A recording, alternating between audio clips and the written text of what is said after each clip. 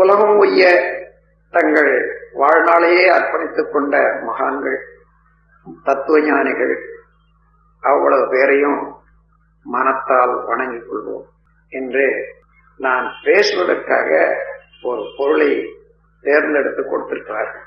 அது இறைவன் குரல், அருள் பேராற்றலின் அன்பு குரல் என்ற தலைப்பிலே எழுதிய நூல். அதனுடைய உட்கருத்தை தெளிவாக விளக்க வேண்டும். அதை நன்றாக பலர் படித்திருக்கின்றீர்கள். அதில் உள்ள அனுபவ உண்மைகளை மாத்திரம் நான் எடுத்து சொன்னேன்னா உங்களுக்கு போதுமானது. நம்ம பயிற்சியில அகத்தாய்வு பயிற்சி என்று கொடுக்கிறோம்.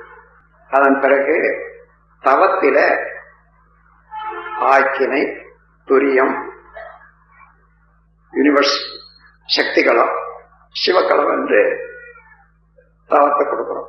இந்த அகத்தாய்வு பயிற்சியில முதல்ல என்ன சொல்லிக் கொடுக்கிறோம்னா இயற்கை தத்துவம், வாழ்க்கை தத்துவம், மனிதன் வாழ்வதற்கு என்ன அவசியம், இன்றியமையாதது, அதை உணர்ந்து கொண்டாதான் ஒவ்வொருவரும் அதை தேடுவதற்கு, அதை பெறுவதற்கு, வாழ்வதற்கு முயற்சித்துக் கொண்டிருக்கின்றார்கள்.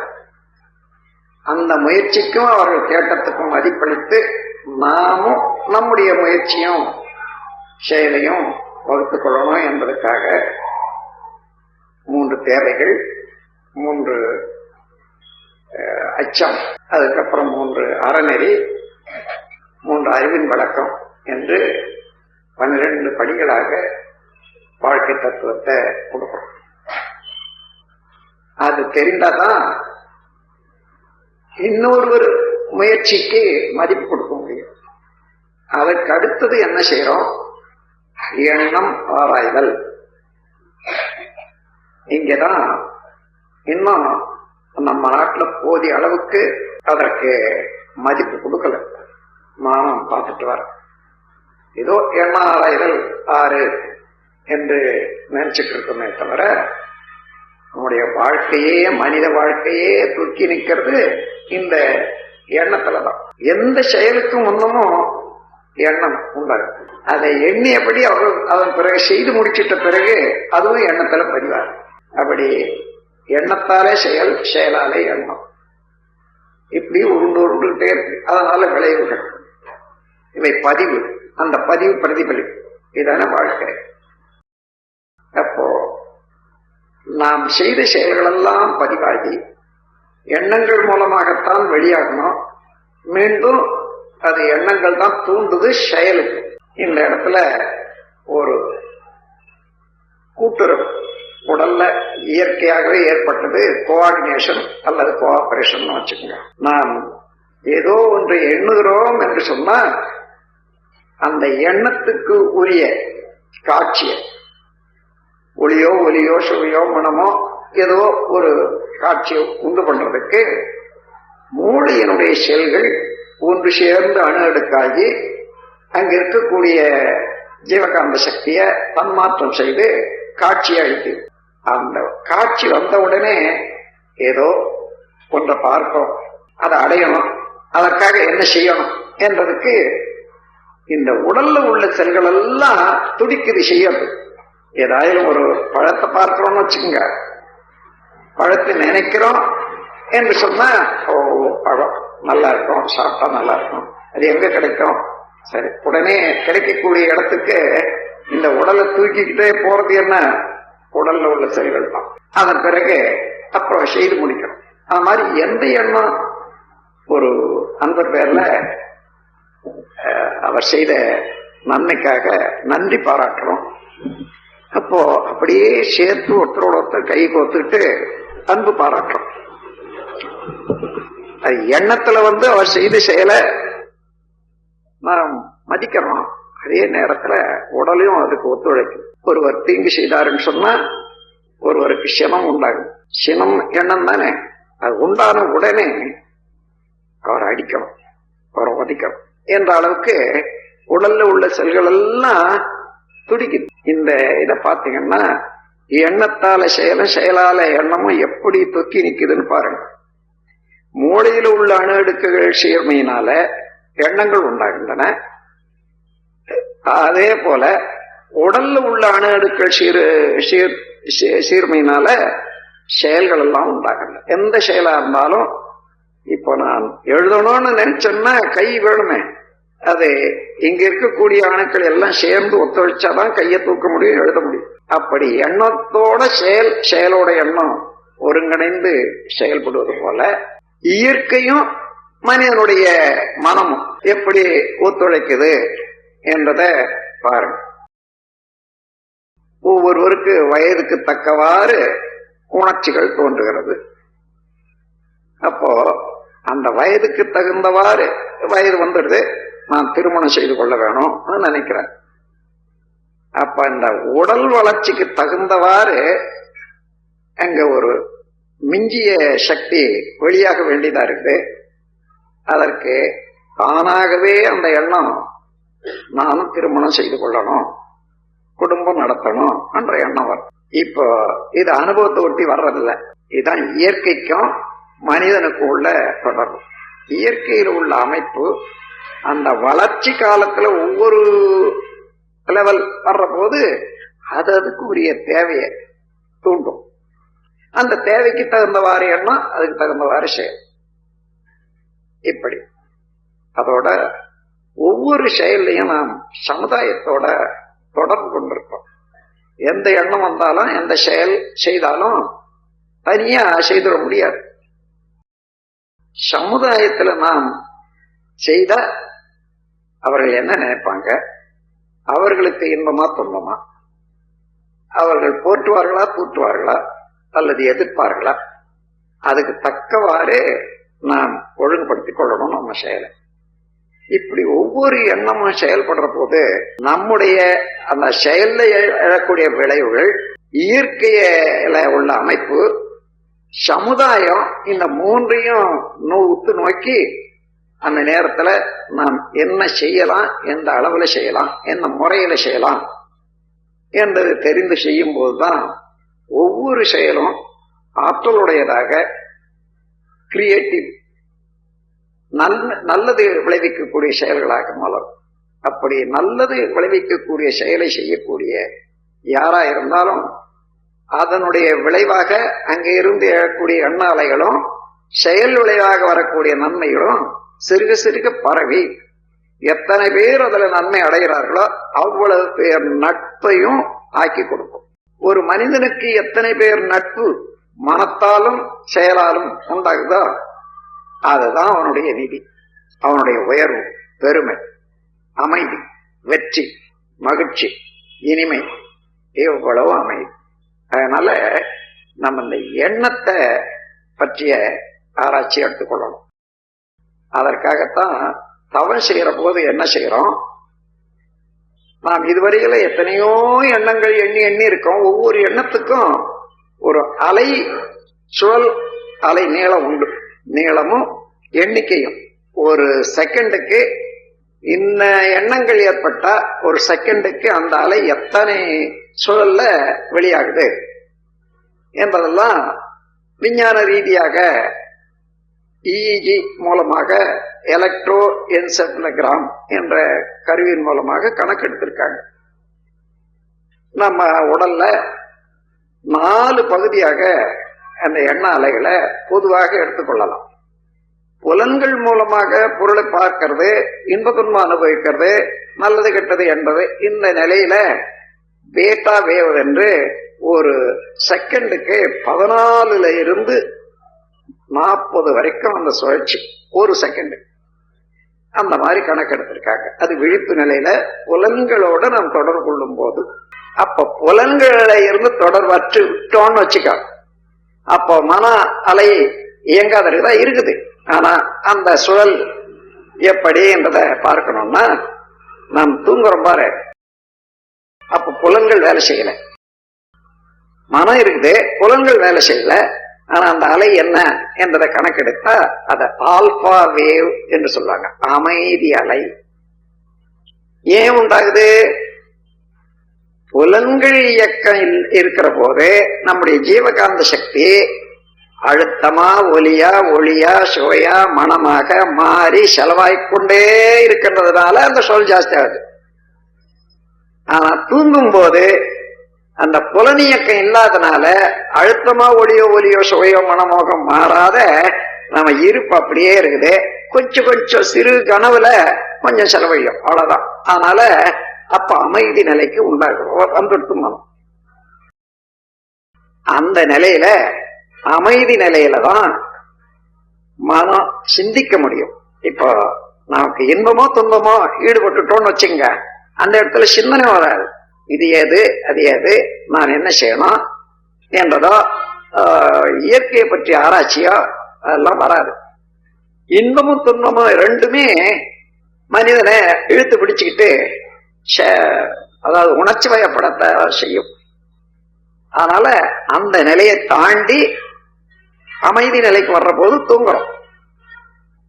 ஆனா தூங்குறதுனால அந்த அமைதி நிலையில இந்த பிரபஞ்சத்துல நடந்த நிகழ்ச்சிகள் எல்லாம் என்னென்னமோ உண்டு, அதை தெரிஞ்சு கொள்ள முடியாது. ஏன்னா மன விழிப்பு நிலையில இல்லை, அலை நிலையில இருக்குதே தவிர அது விழிப்பு நிலையில உணர்வு நிலையில இல்லை. அதற்காக நமது முன்னோர்கள் தவம் அகத்தவம் என்பதை வச்சு உயிர் மேல மனம் செலுத்தினால் ஆக்கின சக்கரத்துல உயிர் சக்தியை செலுத்தி மனதை அங்கே செலுத்தினால் அப்போ புலன்கள் உணர்வு இல்லை, புலன்கள்ல இருந்து விடுபட்டுறோம். அந்த அமைதி நிலை ஆல்பாவே வரும். மனம் சிந்தனைக்குரிய ஒரு நல்ல நிலையில வரும். அதைத்தான் முதல்ல நாம் செய்யறோம் தவத்துல. அதன் பிறகு அது முதல்ல ஓட்டாட்டம் இவைகள்லாம் நிறுத்தி நிறுத்திக்கிறோம். அதன் பிறகு என்ன வேணும், இது வரைக்கும் விளைவு தெரியாததிலேயே நம்ம எத்தனையோ செயல்களை செய்துட்டோம். ஒவ்வொரு செயலும் நல்லது கெட்டதா எதுவா இருந்தாலும் செயல் செய்த உடனே எண்ணமும் பதிவாயிட்டு செயலும் பதிவாகுது. எப்படி பதிவாகுது என்பதை இப்ப பார்த்துங்க. நாம ஒரு பசுவை பார்க்கிறோம். 8 அடி நீளம், 4 அடி உயரம். அந்த அவ்வளவு வால்யூம் பெருசா இருக்கக்கூடிய பசு கண்ணில் பிரதிபலிக்குது. அப்புறம்தான் அது உள்ள பதியுது. கண்ணுல வர்ற போது எந்த அளவு இருக்குது அந்த பசுன்னு பாருங்க. ரிஃப்ளெக்ஷன். கண்ணாடியில ஒரு பசுவை பார்த்தீங்கன்னா அது அதே அளவு இருக்கும். ஆனா கண்ணுல இருந்த பசுவை பார்த்தீங்கன்னா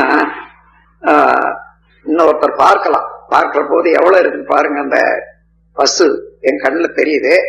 எவ்வளவு இருக்கு பாருங்கன்னா கொசு அளவு தான் இருக்கும். அங்க பசு அளவுல இருக்கிறது இங்க கொசு அளவுல சுருங்கு. அதுவே சுருக்கம் இன்னும் உள்ள போற போது இன்னும் சுருங்கி மூளையில வரப்போது வெறும் அழுத்தம் தான். டாட் புள்ளி அளவுல அழுத்தமா. அந்த புள்ளி அளவுலேயும் பசு அப்படியேதான் இருக்குது. விரிச்சா பசு வரும். ஆனால் மூளை அதை அலையாக்கி நம்முடைய கருமையத்துக்கு கொண்டு போடும். கருமையம் அங்க எதை போட்டாலும் அதை வாங்கி இன்னும் சுருங்கி இருப்பு நிலையில, அதாவது இயக்க நிலையில இருந்ததை இருப்பு நிலைக்கு கொண்டு வந்து ஸ்டோர் வச்சு. எப்படின்னா ஒரு கம்ப்யூட்டர்ல ஏதோ ஒண்ணு அடிக்கிறோம். அங்க சிப்ஸுக்கு போற போது சுருங்கி எவ்வளவு பெரிய விஷயமானாலும் பொம்மையானாலும் அல்லது எழுத்தா இருந்தாலும் வார்த்தைகளா இருந்தாலும் அங்க போற போது சுருங்கி ஒரு அலையாக மாறி இன்னும் போது சிப்ஸ்ல மீண்டும் அதே பட்டனை தட்டினா மறுபடியும் எடுத்து காட்டுது மானிட்டர். அது போல இது அங்க போய் சுருங்கி இருப்பு வச்சிட்ட பிறகு அந்தந்த நிலைக்கு தகுந்தவாறு மன அலை வந்துட்டுனா, அதாவது உதாரணமா யாரோ பசு பத்தி பேசுறாங்க, உடனே நமக்கு அதுக்கு கனெக்ஷன் உண்டாது. ஓ, நான் கூட அந்த பசு பார்த்தனே, எப்படி இருந்தது என்றது நினைவு வரும். அந்த பசுவை பார்த்தனே என்னும் போது என்ன, ஏற்கனவே பதிந்த பதிவு அலையா இருக்குது பாருங்க, அந்த அலை மூளையில மோதி மூளை அது பெருக்கி காட்டுது. முதல்ல அதே மூளையினுடைய சக்தி தான் அதை சுருக்கி அலையாக்கி அங்க கொண்டு போச்சு, அந்த இருப்பு வச்சாச்சு. அது மறுபடியும் அது விரித்து காட்டுது. அதுதான் எண்ணங்கள். எண்ணம் என்று சொன்னா சும்மா வர்றதில்லை. ஏற்கனவே நாம் சம்பாதித்து பேங்க்ல இருப்பு கட்டி வச்சோம், கருமையம் என்ற பேங்க்ல இருக்குது. அவ்வளவு. அது எப்ப அதுக்குரிய செயல் வருதோ, தேவை வருதோ, சூழ்நிலை வருதோ, அதை அப்படியே அதை எடுத்து இன்னது கொண்டு வச்சிருக்கனே என்ன எடுத்துக்காட்டு. மூளையில இருந்தது விரிந்து எண்ணமா வந்த உடனே அதுக்குரிய செயலுக்கு உடல்ல தூண்டுதல் ஏற்படும், செயல் செய்யறோம். இந்த மாதிரி நீங்க 3 வயதுல இருந்து இன்று வரையில என்ன என்ன செயல் செய்தீங்களோ, என்ன முக்கியமான நிகழ்ச்சிகள் நடந்தனவோ அவ்வளவு எண்ணி பார்த்தீங்கன்னா ஒண்ணு வருது. தவறு இருந்தா பாருங்க, அப்படி ஆசிட் வாஸ் எப்படி அது நடந்தது அப்படியே காட்சியாகும். இங்க காலம் இல்லை, தூரம் இல்லை, வேகம் இல்லை, அவ்வளவும் உடனே அப்படியே தெரியும். இவ்வளவும் எங்க இருக்குது? அடுக்கி வச்சிருந்தாலோ எழுதி வச்சிருந்தாலோ முடியுமா? சுருக்கி வச்சிருக்கு. அதுதான் இறைநிலை. எல்லாவற்றையும் தன்னுள்ளே இருப்பாக சுருக்கி வைத்துக் கொண்டிருக்கிறதா இறைவன். அது விரித்து காட்டுவது இறைவனுடைய ஆற்றலாக உள்ளது காந்த சக்தி. அப்ப காந்த சக்தியில 2 இருப்பு நிலை ஒண்ணு, இயக்க அலை ஒண்ணு. இருப்பு நிலை மூலமாக சுருக்கிக் கொள்ளுது, இயக்க அலை மூலமாக விரித்து காட்டுது. இத நம்ம மனத்தால உணரலாம். மனம் இருக்குத, அறிவு மனம் 2 நிலை இருக்கு. மன அலை நிலை, அறிவு நிலை. அறிவு நிலை, மன அலை. எப்படி? கடலை பார்க்கிறோம், அலை அடிக்குது. அந்த அலை எது? நீரின் அசைவு அலை. அப்போ அலை என்பது என்ன? நீர் தான். உட்பொருள் நீரே, புறப்பொருள் அலை. உண்மை நீரே, மேன்மை அலை. அதே போல நம்முடைய மனமும் அலையில மனம். அந்த எது மனமாக இருக்கிறது என்று இந்த அலையை நிறுத்திட்டு அதை பார்த்தோம்னா நிலை அறிவுதான். அதன் பிறகு அந்த அறிவுதான் எது என்பதை ஆராயிற போது சாதாரண ஆராய்ச்சி கேட்டாதது. ஏன்னா இந்த பிரபஞ்சத்துல 2 பொருள், காண முடியாத புலன்களுக்கு எட்டாதது 2 பொருள் என்று ஒரு சித்தர் சொல்றாரு. அவர் உபயோகிக்கிற வார்த்தை காட்டான். காட்டான்னா நாம சாதாரணமா என்ன நினைக்கிறோம்? ஏதோ காட்டுல வாழக்கூடியவன், அறிவு இல்லாதவன், சாதாரணமா தொழிலாளி என்ன நினைப்போம். அப்படி இல்லை. சித்தர்கள் சொல்ற காட்டான் இருக்கிறான், அவனை காட்டிக்கொள்ள மாட்டான், பிறர் கண்ணுக்கு எட்ட மாட்டான். அத ஒரு கவி மூலமா சொல்றேன். காட்டான் ஐமேலேறி கடைத்தெருவே போகையிலே நாட்டார் நமை மறித்து நகை புரிய பார்த்தரன்றோ. நாட்டார் நமை மறித்து நகை புரிய பார்த்தாலும் காட்டானை மேலேறி என் கண்ணம்மா கண்குளிர பாரேனோ என்று அழகு சித்தர் பாடும். இப்போ காட்டான் என்ற அறிவு, அறிவு இருக்குது, எல்லாருக்கும் அறிவு இருக்குது. யாராயிலும் அறிவை இப்படிதான் இருக்குதுன்னு பார்த்தது உண்டா? அதான் அரூபமான ஒரு பொருள். இல்லை என்று சொல்ல முடியாது, இருக்கிறது என்று எடுத்து காட்ட முடியாது. அதனால அது அறிவை மறைபொருள் என்று சொல்லுது. அந்த அறிவு, காட்டானாக இருக்கக்கூடிய அந்த அறிவு ஐமேலேறி 5 புலன்களுடைய இதுவரைக்கும் புலன்கள் மூலமாக இயங்கிக் கொண்டிருக்கிறது மனமாக.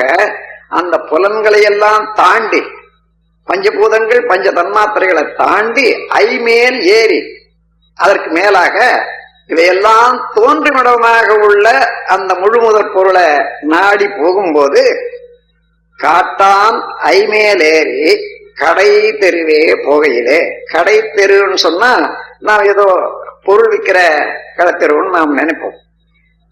அப்படி இல்லை. அது வந்த மொழி வழக்கு எப்படி ஏற்பட்டதுன்னா, முற்காலத்துல எல்லாம் பண்ட மாற்று தான் இருந்தது. பணம் இல்லாமையே நாம் வியாபாரம் பண்ண தொடங்கியதுதான் மனித இனம். அப்போ ஒவ்வொருவரும் அவர்கள் ஏதோ ஒரு உற்பத்தி செய்யறாங்க. ஒரு சில சாமான் தேவை இருக்கு. அந்த உற்பத்தி செய்யக்கூடிய பொருளை அந்த ஊர் கடைசியில ஒரு தெரு வச்சு, அதுக்காக ஒரு தெரு வச்சிருப்பாங்க. அந்த தெருவுல போய் அங்க வச்சிட்டு இருந்தா தேவையானவர்கள் அதை பெற்றுக்கொண்டு அவர்களுக்கு மிச்சமான பொருளை கொடுப்பாங்க. அந்த மாதிரி தேவை தனக்கு உற்பத்தி பொருளை கொடுத்துட்டு தனக்கு தேவையான பொருளை வாங்கி கொள்வதற்கு ஒவ்வொரு வீதியும் தாண்டி கடைசியாக ஒரு தெரு அதற்கென வகுத்து வச்சாங்க. அந்த தெருவுக்கு பேர் கடை தெருவு. அந்த கடை தெருவுல தான் இப்போ இவங்க பொருள் பண்டமாற்று செய்யணும். அதே போல இந்த 5 புலன்களுக்கு அதிபதியாக உள்ள பஞ்சேந்திரியங்கள் இருக்கிற பஞ்ச பூதங்கள், அதாவது மண்ணு, நீர், நெருப்பு, காற்று, ஆகாசம், உயிர், இந்த 5 பஞ்சபூதங்கள். இந்த பஞ்சபூதங்கள்ல இருந்து எழுவதுதான் அழுத்தம், ஒளி, ஒலி, சுவை, மனம். இவற்றை தாண்டி கடைசியாக போனா அதான் பிரம்ம நிலை, இறைநிலை. அந்த இறைநிலையில இருந்து விண் தோன்றி அதான் ஆகாசமாயிடுது. அதனுடைய கூட்டு தான் காற்று, நெருப்பு, நீர், நிலம், இவைகளெல்லாம். ஆகவே இந்த 5ஐயும் தாண்டி, 5 உணர்வுகளையும் தாண்டி நான் மூலமான ஒரு பொருளான இறைவனை காண போற போது, காட்டான் ஐமேலேறி கடை தெருவே போகையிலே, அதான் கடைசி வீதி. இந்த 5 தெருவும் தாண்டி போனா கடை வீதி. கடை தெருவே போகையிலே நாட்டார் நம்மை மறித்து நகை புரிய பார்ப்பர் என்றோ. நாட்டார்னா இங்கதான் இந்த உலகத்துல, நாட்டிலே நாம் எந்தெந்த அனுபவங்களை பெற்றோமோ பிறந்து இன்று வரையில, அந்த அனுபவங்கள் எல்லாம் பதிவாகி இருப்பாகி இருக்கிறது. ஒவ்வொன்றா எடுத்து எடுத்து காட்டி எண்ணங்களாக எல்லாம் வந்து தடுக்கின்றன. அது எப்படி இருக்குதுன்னா, எங்களை எல்லாம் தாண்டி நீ அந்த கடைசி பொருளாக உள்ள பிரம்மத்தை அறிய முடியுமா என்று எள்ளி நகையாடுவது போன்று இருக்கிறது என்று சொல்றார். நாட்டார் நம்மை மறித்து நகை புரிய பார்த்தாலும், அப்படி நகை புரிய பார்த்தாலும் கூட காட்டானை இறைவனை மேலே ஏறி கண் குளிர பாரேனோ. கண்ணுன்னா அறிவு. அந்த மாதிரி பார்க்கிற போது மனிதனுக்குள்ளாகவே அவனுக்கு அடித்தளமாகவே இருக்கக்கூடியதான் இறைவன் என்பதை எடுத்து காட்டுறதுக்கு இங்கே அறிவாக இருக்கக்கூடியவனே அங்கு இறைவனாக புலப்படுவான். ஆனால் அந்த செயல்கள் மூலமாக வந்த எண்ணங்கள் எல்லாம் பதிவாகி இருப்பதனால அவனை அறிவதற்கு இவைகளெல்லாம், அதாவது தோற்றம், அழுத்தம், ஒளி, ஒலி, சுவைமனம் என்ற அனுபவங்கள், இவைகளெல்லாம் தாண்டி போகணும். தாண்டி போனாதான் சுத்த சைதன்யமா இருக்கக்கூடிய, சுத்த வெளியாக இருக்கக்கூடிய இறைநிலை உணர்வு உண்டாகும். ஆகையினால அப்படி அந்த கடை தெருவே போகையில, இப்ப கூட அந்த கடை தெரு என்பது நம்ம வார்த்தையில அவன் கடை தேர்வானா என்று சாதாரணமா சொல்லுவோம். என்ன கடை தேர்வது என்றால் இறைவனை அறிவது. இவனால போக முடியுமா, இவனுக்கு நல்ல கதி கிட்டுமான்னு சொல்றதுக்கு பதிலாக அவன் கடை தேர்வானா என்றது வழக்கில் உள்ளது. இம்மாதிரி நாம் அறிவு, இந்த புறத்துல அறிவு மனமாக இருக்கிறது, அந்த புறத்துல அறிவாக இருக்கிறது இறைவனாக இருக்கிறது.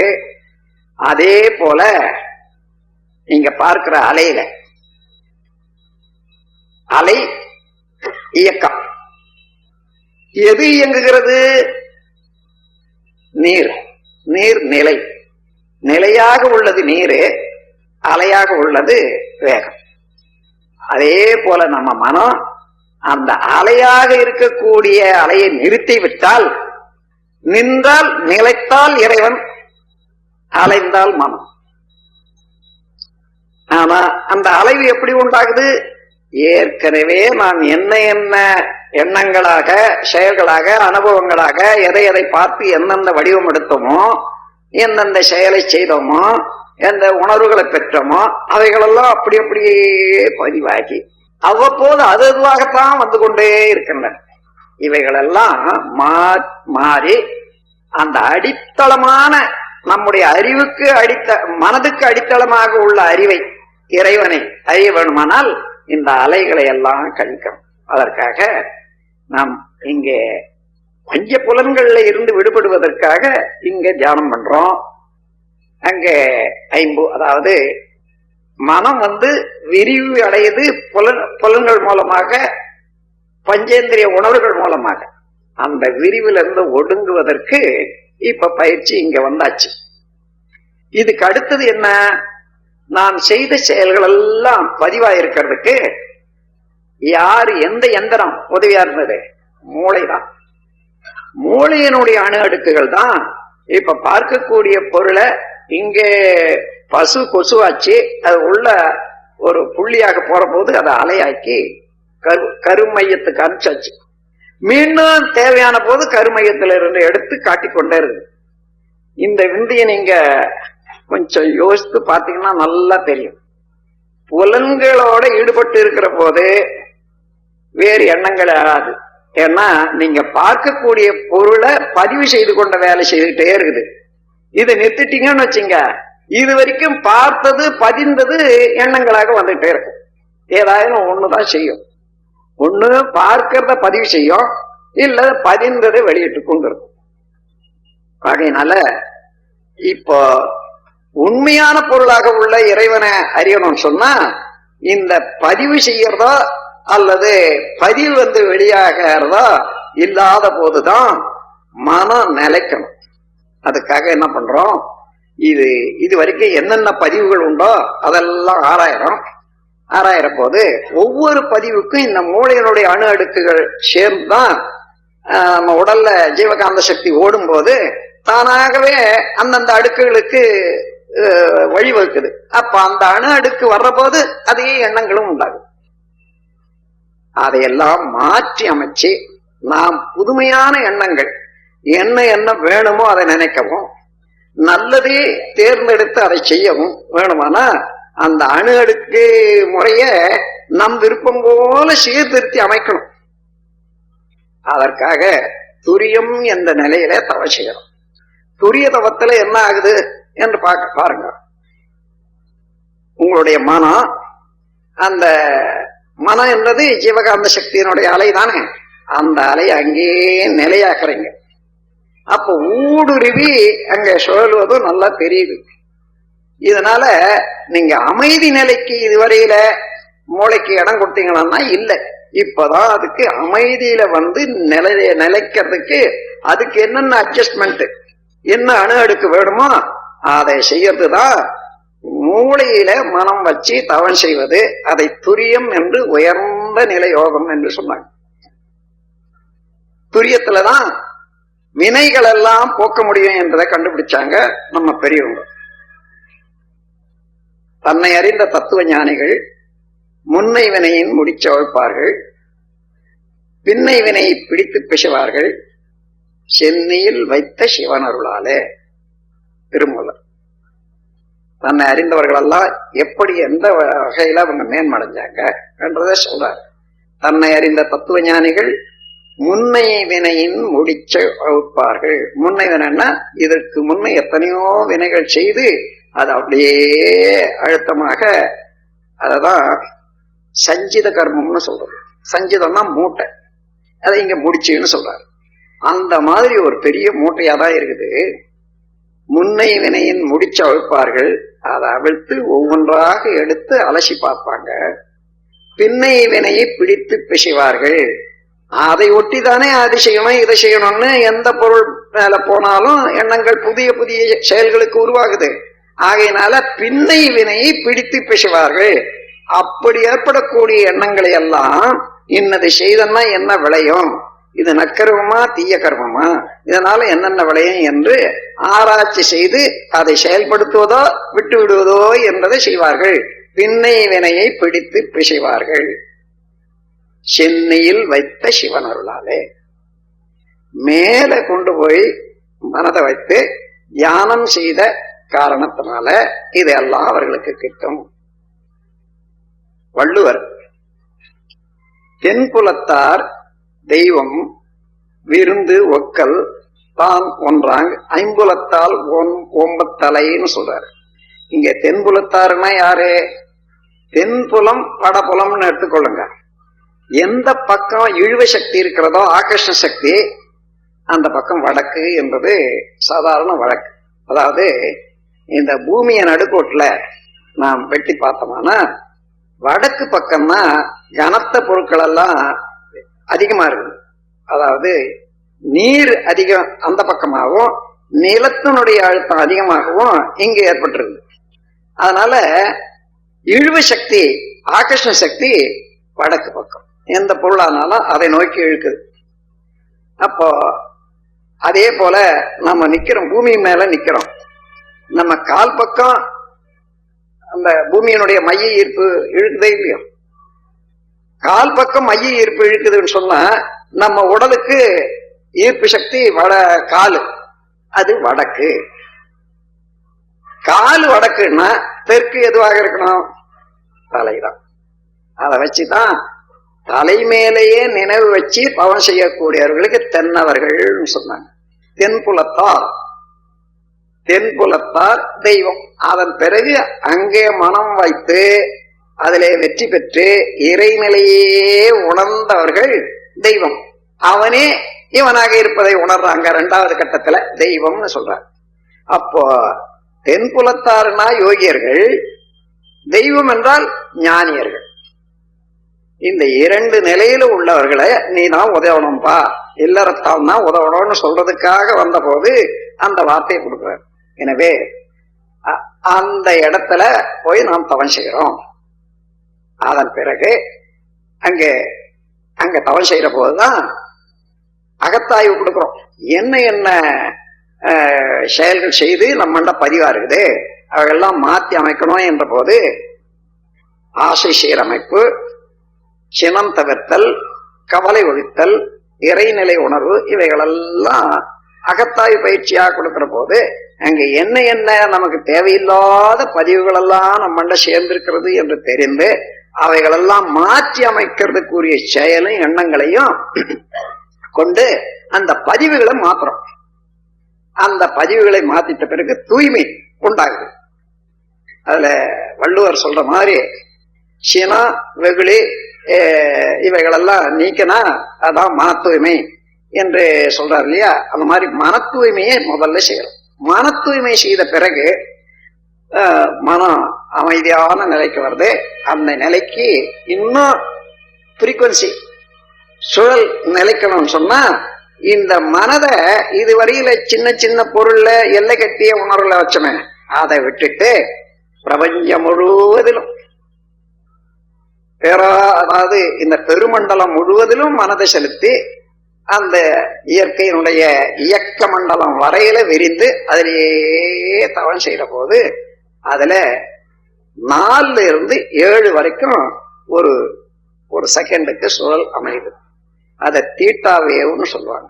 அந்த நிலையில இந்த பிரபஞ்ச இயக்கத்துல என்ன என்ன ரகசியங்கள் உண்டோ, எப்படி எப்படி பரிணாமத்தினால இறைவன் பரிணாமத்தினால என்ன என்ன நிகழ்ச்சிகள் ஏற்பட்டனவோ அவைகளையெல்லாம் அதோட மனம் உறவு கொண்டு உணர்வதற்கு ஏற்ற ஒரு ஒப்பற்ற அறிவு நுட்பம் உண்டாகும். அதன் பிறகு இந்த பிரபஞ்சத்தை ரெண்டாக்கி கொள்ளணும். இயங்கும் பிரபஞ்சம், இயக்க மண்டலம், இருப்பு மண்டலம். அணு முதல் கொண்டு அண்டையீராக இருக்கக்கூடியது இயக்க மண்டலம். அந்த மண்டலத்தை தாண்டி இருப்பது சுத்த வெளி, பியூர். அதுதான் இருப்பு மண்டலம். அது இயக்கமற்றது.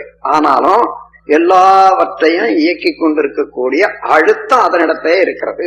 பேராற்றல் உள்ளது, சர்வ வல்லமையுடையது. ஆகையினால இங்க இருந்து அந்த நிலைக்கு போற போது இப்போ பசுவை பார்த்தோம், பசுவாக எண்ணம் உண்டாகுது. பல தடவை, ஒரு தடவை பார்த்தா பல தடவை எண்ணம் வருது. ஆனா இறைவனையே அந்த தவத்தின் மூலமாக சுத்த வெளியே நினைக்கிறோம்னு வச்சுக்கோங்க. மனம் என்ன நிலை அடையுது? சுத்த வெளி நிலைய. ஆனால் உடனே ஒரே நாள்ல வந்துடாது. முன்ன பின்ன அலைஞ்சுக்கிட்டே இருக்கும், அப்படியே இருக்கும்.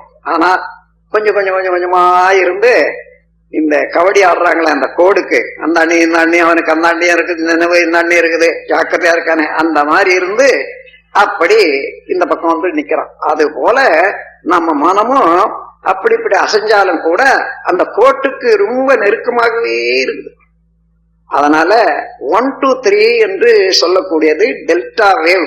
அங்கதான் சுத்த வெளியையோ அதிலிருந்து உற்பத்தியான அணுவையோ பற்றிய சரித்திரத்தை அகக்காட்சியாக உணர முடியும். அந்த நிலைக்கு போய் மனம் நிலைக்கணும். அது ஒரு நாள் 2 நாள்ல இல்ல. ஏன்னா நம்ம அதுவே தொழிலாக இயக்க முடியாது. திடீர் மாற்றம் அப்படி வந்தாலும் உடல் தாங்காது, மூளையும் தாங்காது.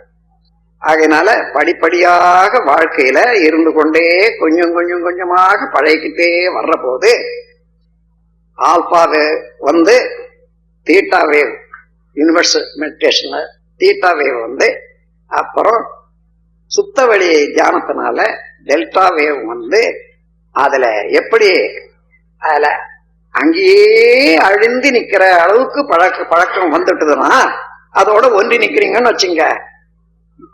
அதுதானே அறிவா இருக்குதுங்க. அது அலையில மனமா இருக்குது, மனதை அடக்கி அலையாச்சு, அது அறிவா இருக்குது. அந்த அறிவு அதுவும் ஒன்றாக இருக்கு. அதுக்கு பேரு சமாதி என்று. சம ஆதி, ஆதிக்கு சமமாக அறிவு நிற்கக்கூடிய, அறிவை உணரக்கூடிய மனநிலைக்கு சமாதின்னு பேர். செத்து போட்ட படத்தை போய் உட்கார வச்சுட்டு சமாதின்னு சொல்றதுன்றது நம்ம வழக்கில் வந்துட்டது. அதெல்லாம் சமாதி. சமாதின்னா இறைவனே தான் அறிவாக இருக்கிறான், ஆதி நிலையே தான் அறிவாக இயங்கிக் கொண்டிருக்கிறது. அது எங்குமே அதனுடைய பரிணாமத்துல இப்படி இருக்கிறது என்று அந்த உண்மை நிலையை நினைந்து அதே விரிந்த மனப்பான்மையில மற்ற பொருள் அல்லது வாழ்க்கை இவைகளெல்லாம் நடத்தக்கூடிய தெளிவுல மனம் விரிந்த நிலையில தவறு செய்யாத ஒழுக்கமும் ஒரு பண்பாடும் தானே உண்டாகும். அதுதான் மனிதனுக்கு உரிய இயற்கையானது. இது அப்படி இருந்தும் கூட ஏன் தவறு செய்யறோம்னா வந்த வழியில ஏற்பட்ட பழக்க வழக்கங்கள், பதிவுகள் தான். அதனால அந்த பதிவுகள் எல்லாம் போக்கிவிட்டால் என்ன ஆகும்? இறைநிலையோடவே ஒன்றி நிற்க முடியும். ஒன்றி நிற்கிற போது என்ன? இப்போ நானு 5வது வயதுல பள்ளிக்கு போனேன். அப்பா இட்டுட்டு போய் அங்க விட்டாரு இப்ப நினைக்கிறேன். இப்ப அப்படி நினைக்கிற போதே அந்த காட்சி வருது. அந்த காட்சியில நான் போன உடனே ஆ ஆ ஈன்னு சொல்லி கொடுத்தாங்க வருது. இப்ப அந்த சத்தம் எங்க இருந்து வருது? முதல்ல நான் கேட்ட சத்தம் அது இருப்பா இருக்குது. எங்க இருப்பா இருக்குது? இறைநிலையில இருப்பா இருக்குது. அந்த இறைநிலையில நான் அங்க நோக்கும் போது அந்த சத்தம் வந்தா அது யாருடைய சத்தம்? யோசித்து பாருங்க. இறைவனே தான் சொல்றான். நாம் அவனாண்ட போட்டு வச்சோம், அவனே தான் கொடுக்கிறான். அப்போ நான் பேசாத போது இறைவன் பேசிக் கொண்டிருக்கிறான் என்ற ஒரு கேள்விப்பட்டிருப்பீங்களா இல்லையா? இதுதான், வேற ஒண்ணும் இல்லை. நாம் பேசாத போதுனா நாம் ஒரு பொருளோட தொடர்பு கொண்டு உணர்ச்சி வயப்படாத நிலையா நிற்கிற போது அந்த அடிப்படையான ஒரு தத்துவ உண்மை அது எப்படி இந்த உலகத்தை ஆண்டு கொண்டு வர்றதோ அது அவ்வளவும் புரியும். அப்போ இந்த 4வது நிலைக்கு போய் நிலைக்க இறைநிலையோடு எண்ணத்தை கலக்க விட்டு, படிச்சிருப்பீங்க நான் எழுதியிருக்க கவியை. அதாவது கடைசி தவத்துல இறைவெளியோட இருந்து செய்யறமே, அந்த தவத்துல துரியாதேதத்துல இறைநிலையோடு எண்ணத்தை கலக்க விட்டு ஏற்படுவோர் அமைதியிலே விழிப்பாய் நிற்க நிறை நிலையே தானாக உணர்வதாகும்.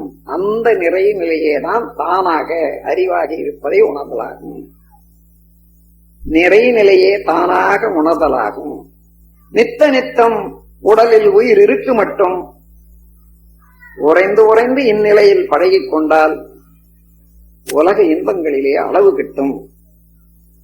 கரை நீங்கி அறிவு மெய்ப்பொருளாய் மாறும்.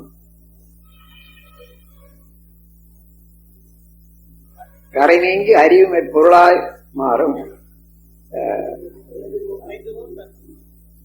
கரைந்து போம் தன்முனைப்பு.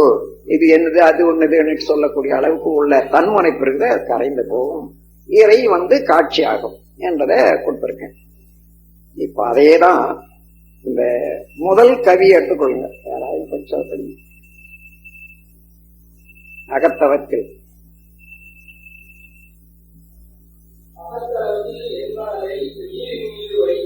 கொஞ்சம் கவனிச்சு பாருங்க. அதோட கூடவே நீங்களும் போகலாம். இப்போ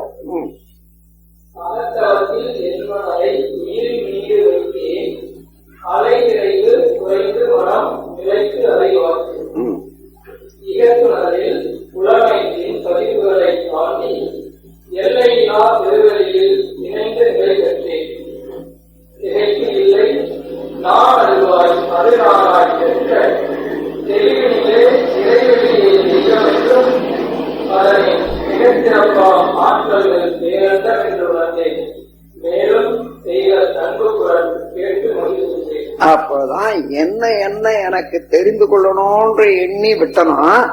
அந்த தெரிந்து கொள்ள வேணும் என்ற எண்ணத்துக்கெல்லாம் பதிலாக அப்படியே இந்த பிரபஞ்சத்துல நடக்கக்கூடிய காட்சிகள் மூலமாக அப்படியே எனக்கு கிடைச்சது. அதாவது உதாரணமா நீங்க சாதாரணமா ஒரு சாவிய எங்க வச்சுட்டீங்க, தேடுறீங்க, கிடைக்கல, மறந்துட்டோம். ஆனா அப்படி தேடிய வேகம் இருக்குது பாருங்க, அது அங்க நிக்காது. நீங்க வேற எந்த வேலையெல்லாம் செய்துட்டே இருந்தாலும் சரி, அந்த வேகம் முடிகிற வரைக்கும் அது ஓடிக்கிட்டே இருக்கும். அப்போ எதையாயிலும் ஒண்ணு எடுக்க போவோம். அப்போ அந்த சாவிய அலமாரி மேல அந்த குழந்தை எடுக்க போகுதுன்னுட்டு வச்சுட்டேன், நான் மறந்துட்டேன்னுட்டு ஏன்றீங்க. அந்த மாதிரி நாம் எதை தேடினாலும் அதுதான் நான் சொல்றது, ஃபிராக்ஷன் டிமாண்ட்ஸ் டோட்டாலிட்டி சப்ளைஸ். மனிதன் தேடுறான், வேண்டுகிறான், அது எல்லாம் வல்ல இறைவன் இருக்கிறது தான் அத அவனுக்கு உதவுது என்ற போது, அதே போல அந்த இறைநிலையோட நாம் இணைந்து விட்டால் நமக்கு என்ன தெரியணும்? முதல்ல நம்ம கதை தெரியணும். நாம எங்க இருந்து வந்தோம், எப்படி இந்த இடத்துல இருக்கிறோம் என்ற போது, இந்த கதை சின்ன கதை இல்ல. யாராயாலும் கேட்டா என் கதை என்னன்னுட்டு யாராயாலும் கேட்டா, அடே நீ இன்னாரு மகன் இத்தனை தேதியில பிறந்த, அப்புறம் அப்படி போனேன் இப்படி வந்தேன்னா நம்ம கதையை சொல்லுவாங்க. இந்த கதை அல்ல, அதோட முடிவில்லை நம்ம கதை. அந்த வயிற்றுல இருந்து வளர்ந்த போதே வினைகளுக்கு ஏற்றவாறு தான் வளருது. அந்த பெற்றோர்களுடைய வினை பயனுக்கு ஏற்றவாறு அது வளர்ச்சி பெறுது. அப்ப பெற்றோர்கள் மூலமாக வந்த வினையை எடுத்துக்கொள்ளுங்க, அவர்களுக்கு பின்னால நோக்கி போங்க. அவங்க எங்கிருந்து வந்தாங்க? அவங்க பெற்றோர்கள். இப்படி பின்னோக்கி போனா எத்தனை கோடி தலைமுறைகள் வரையில தொடர்ந்து போய் முதல் ஒரு மனித உருவம் தோன்றியதே அங்க போய் தான் நிற்கும். இந்த உண்மையை சரியான விஞ்ஞான முறையில உணர்ந்தாலும் சரி, வேதாந்த முறையில உணர்ந்தாலும் சரி, அப்படி உணர்ந்து விட்டா ஒரே ஒரு மனித உருவம் தான் இன்னைக்கு உலகிலே உள்ள அத்தனை கோடி மக்களுக்கும் தாயாகவோ தந்தையாகவோ இருப்பாங்க. அப்போ யூனிவர்சல் பிரதர்ஹுட் சொல்றாங்களே, என்ன இந்த யூனிவர்ஸ் முழுவதும் இருக்கக்கூடிய, அதாவது இந்த உலகம் முழுவதும் இருக்கக்கூடிய மக்கள் எல்லாம் ஒரே சகோதரர்கள் தான் என்ற உணர்வு அதன் மூலமாக தான் உண்டாகும். அது வந்த வழியில அங்கங்க நின்னாங்க, தேங்கினாங்க, போராடினாங்க. அவங்களுடைய உரிமையை பாதுகாத்துக்கிறதுக்காக மதம் எண்ணம், ஜாதி எண்ணம், மொழி எண்ணம் பிரிச்சுக்கிட்டாங்க. அதெல்லாம் பின்னால வந்ததே தவிர, இந்த ஒருமைப்பாடு உணர்வு வரணும்னு சொன்னா அந்த உண்மையை உணரணும். அந்த உண்மையெல்லாம் எப்படி நடந்ததோ அந்த நடத்தையெல்லாம் அந்த, அதாவது காலம் எல்லாம் சாதாரணமான மனநிலையில தான் இப்ப காலம். ஆனா அறிவு நிலைக்கு போனா காலம் ஏது? அங்கே எத்தனை கோடி ஆண்டுகளுக்கு முன்னதாக இந்த மனிதன் தோன்றினானோ அது அவன் எண்ணத்துக்கு வந்துடு. அந்த மனிதன் எங்க இருந்து தோன்றினான் என்றதும் வந்துடு. அப்படியே போய் அணு தோன்றியது. எப்படி? அணு எங்கிருந்து பிறந்தது? இறைநிலையினுடைய பகுதி தான் அணு, பின்னம். இறைவனே அதாவது சிவமாக, அதிலிருந்து ஒரு பின்னப்பட்டது சக்தியாக. சிவம் சக்தி என்ற இரண்டாக உண்டாகி இந்த இரண்டும் சேர்ந்த ஒரு கூட்டில விரிவலை என்ற காந்தம் உண்டாச்சு. அந்த காந்தத்தினுடைய தன்மாற்றம் அழுத்தம், ஒளி, ஒலி, சுவை, மனம், மனம் என்ற 6 நிகழ்ச்சிகளாக உண்டாயிற்று என்றத அங்க போய் மனம் அங்க நிலைச்சு போனா அதுலயே இருக்குது எல்லா சரித்திரமும். நீங்க தனியாக இல்லையே. எந்த இறைநிலையானது எல்லாமாகி இருக்கிறதோ இந்த உடலுமாகி உள்ளவுமாகி மனிதனுமாகி நானாகியே இருக்கிறான். ஆகையினால இந்த எல்லையெல்லாம் கடந்து போய் அவனோட சேர்ற போது நான் என்னென்ன நிகழ்ச்சிகளை தாண்டி வந்திருக்கிறேன்னா அவ்வளவு எடுத்துக்காட்டு. நம்ம பிறந்து இப்ப 80 வயசாச்சுன்னு வச்சுங்க. அதுல 3 வயசு வரைக்கும் சரியா கவனம் வராது. அது அந்த மூளையினுடைய அமைப்பு கெட்டி ஆறது இல்லை. அதன் பிறகு அவ்வளவு காட்சிகளும் இப்போ ஒண்ணு நினைக்க முடியுது. அதே போல இந்த பிரபஞ்சத்துல நடந்த நிகழ்ச்சிகள் எல்லாம் கூட அங்கேயே இருக்குது. ஆனா அந்த பதிவுகளுக்குரிய பதிவுகளை செய்த மூளையும் புலனும் அது வேற போயிடுது. அதாவது பாடி பருவுடல் செத்து போன பிறகு அதுல இருந்த பதிவுகள் மாத்திரம் வந்ததே தவிர இத கருவிகள் போயிடுது. அந்த கருவியின் மூலமாக அதை உணர முடியாதனால அது நினைவுக்கு வரல. ஆகவே இந்த பிரபஞ்ச ரகசியங்கள் எல்லாவற்றையுமே உணர வேணுமானால் மன அலை நீக்கி நிலையாக வந்து இறைவனோட கலக்கிற போது எல்லாமே வருது. அதுல நீங்க அங்க போன பிறகுதான் எல்லாம் வரும்னு நினைக்காதீங்க. சும்மா சாதாரணமா தவறு செய்துட்டே இருக்கீங்க. ஒவ்வொரு நாளைக்கு அந்த நிலையே கிடைச்சிடும். ஒரு நிமிஷம் கிடைக்கும், ஒரு செகண்ட் கிடைக்கும். அப்படி கிடைச்சு போச்சுன்னா அந்த ஒரு நிமிஷத்துக்குள்ளாக இந்த பிரபஞ்சத்துல உள்ள ரகசியங்கள் எல்லாம் நம்ம கருமையத்துக்கு வந்துடும். அதன் பிறகு நீங்க நினைக்க நினைக்க நினைக்க நினைக்க ஊற்று சுரக்கிற மாதிரியாக எல்லா காட்சிகளும் ஒன்றொன்றாக வந்துட்டே இருக்கும். ஆனா அந்த காட்சிகளையே எண்ணி பார்க்கணுன்ற போது மற்ற செயல்கள்ல இருந்து கொஞ்சம் விடுவித்துக் கொள்ளணும். என்ன, ஒரு பொருள், புகழ், அதிகாரம், புலனின்மம் என்ற இந்த விஷயத்துல எவ்வளவு தேவையோ அது வரைக்கும் வச்சுக்கிட்டு இந்த காட்சியெல்லாம் நாம் செய்யணும், இந்த வேலையை பார்க்கணும்னு வர்ற போது அதை கொஞ்சம் தேவையா வரைக்கும் வச்சுக்கணும். என்றா எப்பொழுதுமே மனிதன் இறைநிலையிலேயே இருக்கலாம். இருந்தால் அப்போ இறைவனே பேசுகிறான். அங்க இருந்து உண்டாகக்கூடிய காட்சியும் அங்க உண்டாகக்கூடிய விளக்கங்களும் யார் விளக்கம்? இறைவனே தான். இப்ப இறைவன் மனிதனுக்குள்ள எப்படி செயல்படுறான் என்றது ஒரு சந்தேகமா செயல்பட முடியும்ன்றது நான் சொல்றேன். இப்போ நீங்க உணவு சாப்பிடுறீங்க. உணவு என்ன ஆகுது? முதல்ல ஜூஸ், ரசம் பிரியுது. அந்த ரசத்துல இருந்து ஒரு பகுதி ரத்தமா மாறுது. ரத்தத்தில இருந்து ஒரு பகுதி சதையா மாறுது. சதை மாறின உடனே அதுல ஃபேட், எண்ணெய் பிரியுது, அது கொழுப்பா மாறுது. கொழுப்புல இருந்து கால்சியம், சுண்ணாம்பு பிரிக்கப்பட்டு எலும்பு மாறுது. எலும்பு உற்பத்தி ஆகிற போது அதுல உள்ள திரவம் உள்ள நின்று மூளையா மாறுது. மூளையில இருந்து எசன்ஸ், செக்சுவல் வைட்டல் ஃப்ளூயிட், அது ஜீவவித்து குழம்பாக வருது. அதுல இருந்துதான் இந்த உயிர் சக்தி பிரித்து எடுக்கப்பட்டு உயிராற்றல் இப்போ உடல்ல சுழண்டு கொண்டது. நாம போட்டது உள்ள சோறு அல்லது இட்லி, சாம்பார், அது இதுன்னு வச்சுங்க. இதுக்கும் இந்த 7 தாதுக்களாக மாறினதுக்கும் எத்தனை வித்தியாசமும் இருக்கு. இவைகள்ல இங்க யாராயிலும் உங்களுக்கு தெரிஞ்சா சொல்லுங்க, இதுல ஏதேனும் ஒரு செயலை நீங்க செய்தீங்களா?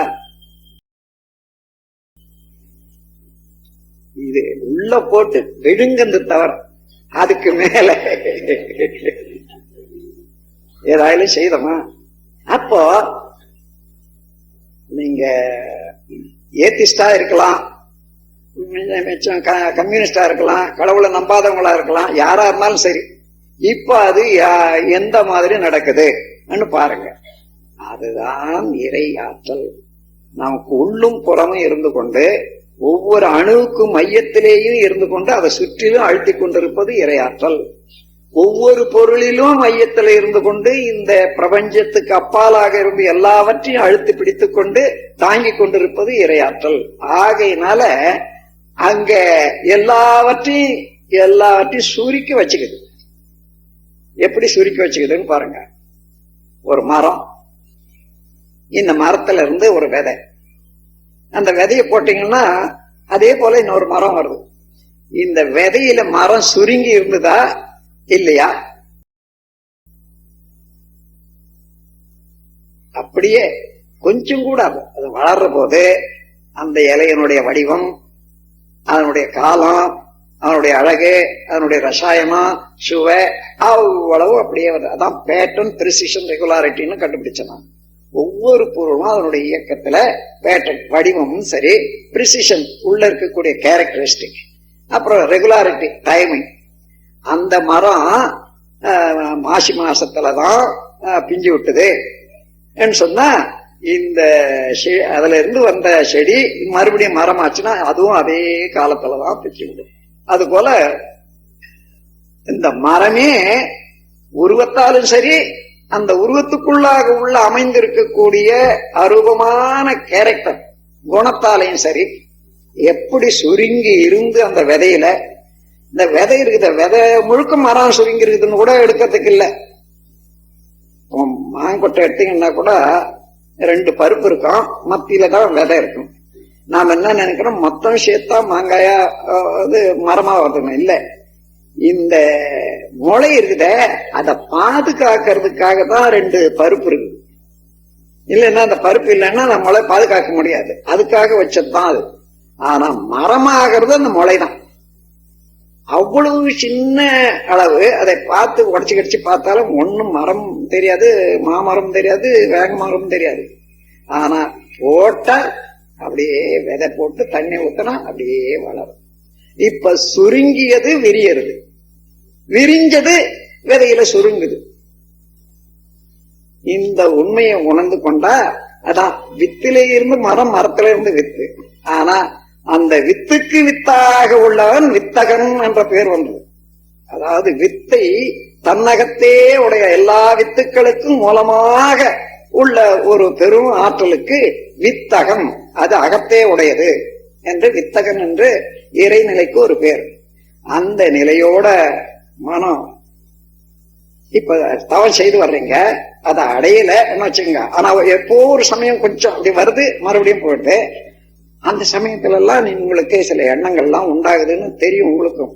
ஆனா நீங்க என்ன நினைக்கிறீங்க, என்னமோ வழக்கமா வர்ற மாதிரி அந்த எண்ணம் இந்த எண்ணம் என்னுடைய ஆசையினாலேயோ தேவையினாலேயோ வருது என்னதான் நினைக்கிறீங்க. பல எண்ணங்கள் இறைவனே தான் உங்களுக்கு வழிகாட்டுவதற்காக உங்க அறிவுல, அதாவது மனம் அடங்குற போது அது காட்டிடுது, அதுக்கப்புறம் உங்களுக்கு மனம் இயங்குற போது அது தெரியுது. அந்த மாதிரி தவம் செய்ய செய்ய செய்ய இறைநிலையோடு ஒன்ற நெருங்க நெருங்க நெருங்க கொஞ்சம் கொஞ்சமா நெருங்கிட்டே இருக்கீங்க. இங்க 40 சுழல்ல இருந்து அப்புறம் 8 சுழல்ல வர்றீங்க, 8ல இருந்து 4ல வர்றீங்க, 4ல இருந்து 1க்கு போறீங்க. அந்த அளவுக்கு வரும்போது நெருங்கி வந்துடும். இந்த நெருங்கி வர வர வழியிலேயே வரும்போதே பல மாற்றங்கள். நீங்க என்ன நினைக்கிறீங்களோ அது நடக்கிறத பார்ப்பீங்க, என்ன நடக்கணுமா அததான் நினைப்பீங்க, அதுக்கு மேலாக நினைக்கவே முடியாது. அந்த மாதிரி ஒத்து வர்றத பார்க்கலாம். எனவே இறைநிலையோட எண்ணத்தை கலக்க விட்டுவிட்டால் அந்த கலக்கக்கூடிய பயிற்சியாக உள்ள தவத்தை செய்து கொண்டே வரும்போது எவ்வளவுக்கு எவ்வளவு அந்த பயிற்சி மீறுகிறதோ அந்த பயிற்சி அளவுக்கு மன அலை குறைந்து இறைநிலையாக மாறிக்கொண்டே வருகிறது. அந்த தன்மைக்கு ஏற்ப பாரதியார் பாடல்ல ஒரு கவி இருக்கு, எனக்கு நினைவில்லை, உங்களுக்கு நினைவுன்னா நீங்க பாருங்க. கண்ணன் என்னகத்தே கால் வைத்த நாள் முதலாய், அதுக்கப்புறம் வருஷா சொல்லிட்டே வராரு என்னென்ன அடைந்தான் என்றதுக்காக. அந்த மாதிரி கண்ணன்னா அறிவு, அறிவாக உள்ள இறைவன் எனக்கு நான் அவனை அடைந்த நாள் முதலாக என்று வருஷா சொல்லிட்டே போறார். அந்த மாதிரி மனிதனுக்கு என்ன என்ன தேவை இருக்குதோ, உடல் அமைப்பு, குண அமைப்பு, செல்வம், மற்ற எல்லாமே தானாக இவனுக்கு வேண்டியதெல்லாம் தானாகவே நிறைவாக கிடைக்கும். அதற்கு மேலாக இவன் எந்த எந்த நிலையை அடையணுமோ அந்த நிலைக்கு அறிவு தூக்கிட்டே போகும். ஆகவே மனிதன் மனிதனாக வாழ்வதற்கும் வாழ்க்கையில வெற்றி பெறுவதற்கும் இவன் நினைத்ததை செய்யவும் செய்யதை நினைக்கவும் நினைப்பை என கழித்துக் கொண்டு இந்த பிறவியில மீண்டும் மீண்டும் மீண்டும் துன்பப் பிறவி இல்லாத முடிவு பெறுவதற்கும் ஏற்ற ஒரு சாதனை தான் இந்த பயிற்சி, அகத்தவ பயிற்சி. அகத்தவத்துல இறைவனோடு இணையக்கூடிய நிலை கட்டாயம் எல்லாருக்கும் வருகிறது. ஆனா அங்கே இருக்கக்கூடிய ஒரு பயிற்சி தான் பழக்கம் தான் வராது. அதற்கு செயல்கள் மூலமாக சிறுக சிறுக நம் விவகாரங்களிடத்தை விடுபட்டு அதையே பழக்கமாக கொண்டா, அதாவது ஒரு 100 ரூபாய் நோட்டு எடுக்கிறோம், இன்னும் 1 ரூபாய் நோட்டு எடுக்கிறோம், இதுக்கும் அதுக்கும் உள்ள மரியாதை வேற இருக்கு. அதை பார்த்து இது மேல விருப்பு அது மேல வெறுப்பு கொள்றதுக்கு பதில் இது சமுதாயத்துல இது அது உழைப்புக்கு ஒரு மதிப்பு கொடுக்கணும் என்றதுக்காக பணம் என்றது வந்தது. அந்த பணத்துக்கு அறிகுறியாக இது நோட்டு, இது கடைதாசி தான், இதுக்கு ஒண்ணும் இல்லை. அந்த அளவுல மதித்து அது யார் யாருக்கு எப்படி எப்படி வேணுமோ அது போய் சேரட்டும், என்னுடைய தேவைக்கு தகுந்தவாறு நான் செய்யறேன், இது கடைதாசி தானே தவிர இதுக்கு ஒரு பெரிய மதிப்பு கொடுக்கறதுக்கு இல்லை என்ற போது அதை பணமாக மதித்து அதுக்காகவே ஒரு சமயத்துல ஒரு ஸ்டேஷன்ல இறங்கின ராத்திரி 3 மணிக்கு. அப்படி பார்த்தா அப்படி சும்மா சாதாரண பார்த்து போனா அங்க ஒரு 8 அணா காசு கீழே இருந்தது. என்ன மகிழ்ச்சி தெரியுங்களா? அப்போ 8 அணா எடுத்து பார்த்தா 8 அணா தானே? ஆமா 8 அணா தான். அது மாத்திரம் இல்லை, இன்னும் சுத்தி பாக்குது கண்ணு. அப்பதான் உடனே இது என்ன காரணம், எனக்கு இந்த 8 அணாவும் தேவையில்லை, இன்னும் மற்றது தேவையில்லை, இது யாரோ எங்க தொலைச்சு விட்டு அவன் என்ன வருத்தப்படுறானோ அது விட்டுட்டு எனக்கு தேவையில்லாதவன் இன்னும் கூட அண்ணாண்ட தேடுறேங்க, இது தேவையானவன் வந்து எடுத்துக்கிட்டோன்னு அங்கேயே வச்சுட்டு நான் வண்டி ஏறி நான் வந்துட்டேன். அன்று முதல் கொண்டு இந்த ஒரே ஒரு முடிவும் பழக்கமும் எந்த இடத்துல எத்தனையோ இடத்துல நோட்டு பார்த்திருக்கிறேன், ரூபாய பார்த்திருக்கிறேன், போகல. காரணம் முடிவு கட்டியாச்சு, இது எனக்கு வேண்டியதில்லை, யாரோ போட்டா யாருக்கு வேணுமோ எடுத்து போட்டோமே. அந்த மாதிரியான இது துறவு, முழு துறவுன்றது இல்லை, உண்மையான அறிவு. அதாவது ஒன்லி சிக்கிக்கொள்ளாத மனதை எடுத்துக்கொள்ள, அந்த மனம்தான் இறைநிலையோட ஒன்றுமே தவிர இங்கு இந்த கையில அதை பிடிச்சுக்கிட்டு அந்த கையில இதை பிடிச்சுக்கிட்டு இறைவனை போய் முடியாது. ஆகையினால இறைநிலை உணர்வு வேணுமானா அதுலயே நிலைக்கணும்னு சொன்னா உங்களுக்கு என்ன வேண்டுமோ அதெல்லாம் கிடைக்கும். வேண்டுவது கிடைப்பதும் விரும்புவது கிடைப்பதும் வித்தியாசம் இருக்குது. விரும்புவது அது தேவையில்லாத நீங்க விரும்பி விரும்பி போய் மாட்டிக்கிறதுக்காக நம்ம விரும்புவோம்.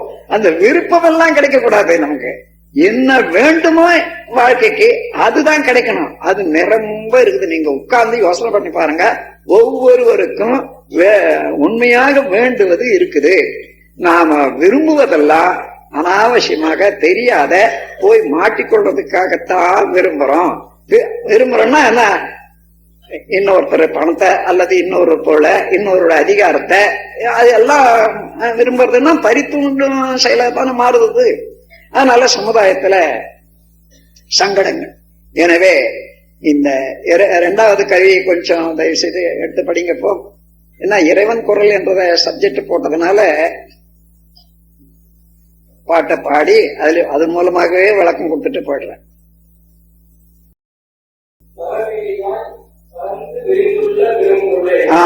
இறைவனை நீங்க எந்த இடத்துல உண்மையாக இறைவனை காணணும்னு சொன்னாலும் சுத்த வெளியாக இருப்பதுதான் இறைவனை தவிர வேற ஒண்ணு இல்லை. சுத்த வெளி கூட இப்ப நீங்க பாக்குறீங்களே, இதெல்லாம் இருக்குது, இதுவே சுத்த வெளி இல்ல. கைய மூடிடுங்க. இப்ப என்ன இருக்குதுங்க, அதுதான் சுத்த வெளி. இங்க இருக்கிறது இந்த காத்துல இந்த வெளிச்சம் பட்டு காற்று வெளிச்சம் சேர்ந்து காட்டுது, இது சுத்த வெளி இல்ல. அதுதான் சுத்த வெளின்னா அழுத்தம், ஒளி, ஒலி, சுவை, மனம் எல்லாத்தையும் கழிச்சிட்ட பிறகு மிச்சம் என்ன இருக்கணும், அதுதான் சுத்த வெளி, அதுதான் இறைவன். அது எங்குமே நிறைந்து இருப்பது அதுதான். இறைந்து சொல்லுங்க இப்போ. பெரும்பொருளே, அந்த உணர்வு தெளிவு உண்டான பிறகு இறைவன் தான் நானாக இருக்கிறேன் என்று முதல் கவியில கொடுத்தன இல்லையா, அதுல இருந்து நீயே தான் தெய்வம் என்று இப்பொழுது உணர்ந்து கொண்டேன். சிரம் அமர்ந்து மன அலையை சீரமைத்த பெற்றால் அந்த பயிற்சியினால சிறப்புடைய பேரண்டத்தில் உள்ள சீரியக்கம் ஒழுங்காக இயங்கிக் கொண்டிருக்குது, அதையெல்லாம் உணர்ந்து கொண்டேன்.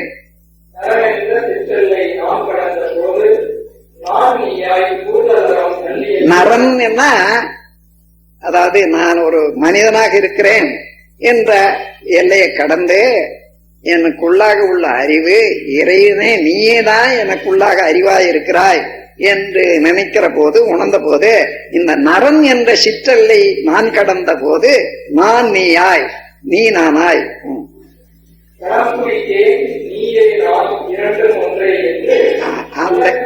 அந்த இடத்துலதான் இந்த கை ஓங்குது.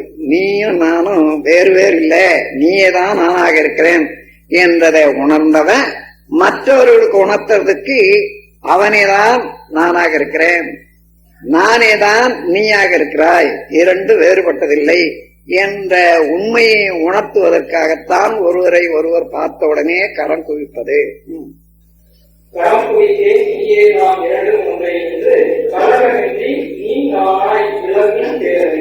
களங்கமின்றி நீ நானாய் விளங்கும் பேரறிவே.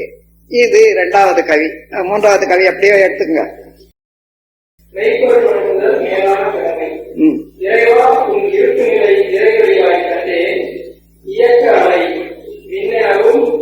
அதன் விரிவுரையே மறைவுரை ஊறு ஒளி மனம் ஒளியாய் சுவையாய் மலர்த்தி மனம் உணரச்சை மாயக்காந்தம் வந்தேன் குறைமனத்தோடு நிறைவு பெற்று குற்றவழி எல்லாம் கூர்ந்தமை உணர்வு பெற முன்னெடுமை கொண்டில் நிறைவு வந்தேன் குழப்பமின்றி நேர்வழி வாழ்கின்றேன் நீதியோடு வினை விளைவு தெரிந்து கொண்ட பேற்றம். இப்போ இரண்டும் ஒன்றான பிறகு கொஞ்சம் தைரியம் வந்துடுது அவனோட பேசுறதுக்கு. அதன் பிறகு வர்றதெல்லாம் அவனும் நானும் பேசிக்கொண்டே இருக்கக்கூடிய பேச்சு உரையாடல் தான் வருது. நீங்க படிச்சு பாருங்க. நீங்களும் அந்த நிலை அடைகிற போது அதுவேதான் உண்டாகும். அந்த மாதிரியான பயிற்சியில நீங்க எல்லாரும் வெற்றி பெறத்தான் இருக்கிறீங்க. ஆனா சந்தேகம் அது ஏன்னா கடவுள் ஒவ்வொருத்தரும் அதை பண்ணாங்க இதை பண்ணாங்க, கடவுள் வந்தாரு அதை கொடுத்தாரு இதை கொடுத்தாருன்னா ஏதாயிலும் கடவுள் நேரத கொடுப்பாரு நம்ம வாங்கிக்கோன்னா ஒண்ணு என்னைக்கும் முடியாத காரியம். அவர் கொடுத்தா நம்ம எண்ணத்திலே அறிவாக விளக்கமாக வரணும். அல்லது வாழ்க்கையில இப்ப கொடுத்ததெல்லாம் யாரு, இந்த உடம்பு கொடுத்தது யாரு? நீங்க பண்ணீங்களா? ஏதாவது மூக்கு பண்ணீங்களா சொல்லுங்க. இல்ல ஒரு விரல பண்ணீங்களா? இல்ல, அவன் தானே கொடுத்தா. எல்லாம் வாடகை இல்லாத அனுபவிக்கிறோம். அதையாயினும் ஒழுங்கா வச்சுக்கிறோமா அந்த வீட்டை? இடிச்சு இடிச்சு தள்ளுறோம் எங்க. அதனால நாம் கஷ்டப்படுறோம். இந்த உண்மையெல்லாம் தெரிந்து கொள்ற போது எப்பொழுதுமே இந்த இறை நிலைய விரிந்த நிலையில மனம் வைத்துக் கொண்டு இருக்குமே. ஆனால் என்ன என்ன நமக்கு தேவையோ அதையெல்லாம் அங்க இருந்து ஊற்று சுரக்கிறது போல வந்துடும். பாட்டெழுதும் பழக்கமுளான் அறிவு நன்றாய் பண்பட்டு பற்றற்ற நிலையில் நின்றால் நாட்டு மக்கள் தேவை அவன் அறிவில் தோன்றும். நல்வாழ்வுக்கேற்ற முறை அனைத்தும் தோன்றும். மேற்றுள நீர் பள்ளம் போய் சேர்தல் போன்று மேதினியோர் ஆராய்வும் முடிவும் தோன்றும். ஏட்டினிலே கை எண்ணம் அகண்டாகாரம் இயற்கை ரகசியம் மலர்ந்து எழுத்தாய் மாறும். இந்த நிலையிலே உள்ள உண்மையை உணர்ந்த பெரியார்கள் பேச்சின் மூலமாகவோ எழுத்தின் மூலமாக வடித்த உண்மைகள் தான் வேதங்கள் எனப்படுவது. ஆகையினால அந்த வேதங்கள் யார்? இறைவனே வேதத்தை எழுதணும் சொன்னா தப்பு இல்லையே. அந்த நிலை அடைந்த போது அவன் தானே எழுதுவான், இவன் எழுத முடியாதத. அவனே இருந்துதான் அவன் புகுந்து கொண்டு இந்த உடலை ஒரு கருவியா வைத்துக் கொண்டு எழுதலாம். இதை நீங்களும் அனுபவிக்கலாம். முதல்ல என்ன ஆகும்னா, உங்களுடைய ஆர்வத்துக்கும் ஆசைக்கும் தகுந்தவாறு, முயற்சிக்கு தகுந்தவாறு, உங்க எண்ண எழுச்சிக்கு தகுந்தவாறு இதுவரையில எழுத்துல செயல்ல வெற்றி பெற்றவர்கள் அவர்கள் உடல் விட்ட பிறகு அந்த ஆவியின் மூலமாக சில சமயம் நாம செயல்படுவோம். ஏன்னா அந்த எண்ண அலைக்கு தகுந்தவாறு வேகம் கொடுக்கறதுக்கு இந்த சிற்றுருவங்களும் சில சமயம் செயல்படும். ஆனால் இறைநிலை உணர்ந்த பிறகு தானாகவே எது என்ன வேணுமோ அதெல்லாம் கிடைக்கும் அந்த இடத்துல. அப்புறம் தத்துவத்தை சொல்லுங்க. இப்போ காந்த நிலை அதெல்லாம் அங்க எப்படி காட்சியாச்சு என்றதை இப்ப சொல்றாங்க. இருப்பு நிலையில் நிறைவெளியாம் ஈர்ப்பு ஆற்றலாகும் இயக்கம் அதன் முன்பகுதி எடுத்து செல்லும் ஆற்றல். கருப்புகளாம் இவ்விரண்டும் காந்தம் என்பதாச்சு காணிகிறோம் இயக்க களத்தில் உயிர்வாயும் திருப்பொருளாய் இயங்கும் மனம் சேர்ந்து இறைவர தெய்வம் ஈர்ப்பு அறிவாயும் அதன் வெளியே அடையாய் விருப்பு வெறுப்பு இன்பம் துன்பம் உணர்வு மனம் சேர்வோம் வேண்டல் வளம் கண்டு வினை விளைவறிந்து வாழ்வோம். நண்பர்களே, இந்த இடத்துல இறைவனோட அறிவு இணைச்சாச்சு. அவனுக்கு நமக்கும் வித்தியாசம் இல்லாத ஒரு நிலை வந்தது. அப்போ நம்முடைய சரித்திரம் புலப்படுது நமக்கு. எப்படி மாதியில சுத்த வெளியாக இருந்தது, அதுல அறிவும் விரைவும் அடக்கமாக இருந்தது. அந்த விரைவு என்பது வேகம், அறிவு என்பது கான்சியஸ்னஸ், அல்லது அறிவுதான். அத சான்ஸ்கிரிட்ல வேகம் விவேகம் என்று சொல்லுவாங்க. வேகம் என்றது போர்ஸ், எது இன்னொன்று தள்ளி கொண்டு இருக்குமோ மாற்றி கொண்டு இருக்குமோ அதுதான் வேகம். அந்த வேகமும் விவேகமும் அடங்கி இருந்தது. அதனால அந்த வேகம் தனித்து அதுல உந்தி குமிழ் விட்ட போது அது சிறு அளவுல ஒரு இயக்க அலையாக வந்தது. அலை எழுந்த உடனே சுற்றிலும் இருக்கக்கூடிய இதே நிலையானது அதை அழுத்தி பிடிச்சிச்சு. அதனால அந்த அழுத்தத்தினால மேலும் மேலும் சுழன்று கொண்டே இருக்குது. அன்னைக்கு ஆரம்பிச்ச சுழல் என்னைக்கு நிக்காத, அதுதான் அந்த சுழல் அலைதான் மின் என்று சொல்லக்கூடியது, சக்தி என்று சொல்லக்கூடியது. அதான் அதுக்கு முன்ன இருந்தது சிவா, சிவத்தில இருந்து துண்டுபட்ட போது சக்தி ஆயிற்று. அந்த சக்தி ஒன்றோடு ஒன்று, அந்த சக்தி எங்க இயங்குது? சிவம் என்ற இருப்பு நிலையில இயங்குது. அதனால அந்த இயக்க வேகத்துல, இந்த இயக்க வேகத்துல உள்ள அணுவுக்கும் இருப்பு நிலையாக உள்ள வெளிக்கும் மத்தியில ஒரு உரசல், ஃபிரிக்ஷன். அதுல இருந்து மீண்டும் இன்னொரு அலை வருது பாருங்க, அதுதான் விரிவு அலை என்று எழுதியிருக்கேன். அந்த விரிவு அலை வெட்ட வெளியோட சேர்ற போது அதுதான் காந்தமாகும். அந்த விரிவு அலை அழுத்தமாக ஒளியாக ஒலியாக சுவையாக மனமாக மாறி மீண்டும் சிவமாக மாறிக்கொண்டே இருக்குது. இது சக்தியில இருந்து தோன்றியது, மீண்டும் அழுத்தமா ஒளியா ஒலியா சுவையா மாறி மீண்டும் இறை வழியாகவே மாறிக்கொண்டிருக்குது. அதுதான் விரிவு அலை. இத நம்ம புராணங்கள்ல சக்தியும் சிவமும் சேர்ந்து ஒரு பிள்ளை பிறந்தது, அதுக்கு 6 தலை, அதுக்கு சண்முகம்னு பேரு அன்னிட்டு கொடுத்திருக்காங்க. அது கௌமார சமயத்தை ஏற்பட்ட காலத்துல அத வந்தது. அப்ப சக்தியும் சிவமும் சேர்ந்து உண்டானது என்ன? காந்தம். சுப்பிரமணியம் அல்லது சண்முகம் என்று சொல்லக்கூடிய ஒரு தெய்வத்துக்கு காந்தன் ஒரு பேர் உண்டு. காந்தம் தான் காந்தன் ஆச்சு. அந்த காந்தனுக்கு 6 தலை. 6 தலைன்னா என்ன? அழுத்தமா, ஒளியா, ஒலியா, சுவையா, மனமா, ஜீவல்ல மனமாக இருக்கிறவன் அவனேதான் என்பதை சித்தர்கள் அகத்தவத்தின் மூலமாக கண்டபோதுதான் இந்த 6 நிகழ்ச்சிகளை கண்டுபிடிச்சாங்க. அதனால சிவம் சக்தி இரண்டும் சேர்ந்து அங்கிருந்து தோன்றிய அலை அது 6 வகையில அழுத்தமா, ஒளியா, ஒலியா, சுவையா, மனமா மாறி இந்த பிரபஞ்சம் முழுவதும் அதை தவிர வேறொன்றும் இல்லை என்ற போது இதை உணர்ந்த சித்தாந்திகள் அதை சத்து என்றும் இறைநிலைய சத்து என்றும், அதிலிருந்து இயக்கமாக வந்த அணுவை சித்து என்றும், அதிலிருந்து தோன்றி அழுத்தமா, ஒளியா, ஒலியா, சுவையா, மனமாக மாறிக்கொண்டே இருக்கும் காந்த சக்திய அனந்தம் என்றும். ஆனந்தம்னா எண்ணிறந்த கோடி.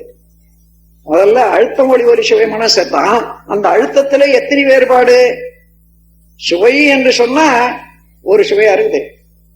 என்ன, இந்த ஊர் மாம்பழம் ஒரு சுவை, இன்னும் அடுத்த ஊர் மாம்பழம் இன்னொரு சுவை. மாம்பழம் இனிக்குதுன்னு சொல்ல முடியாது.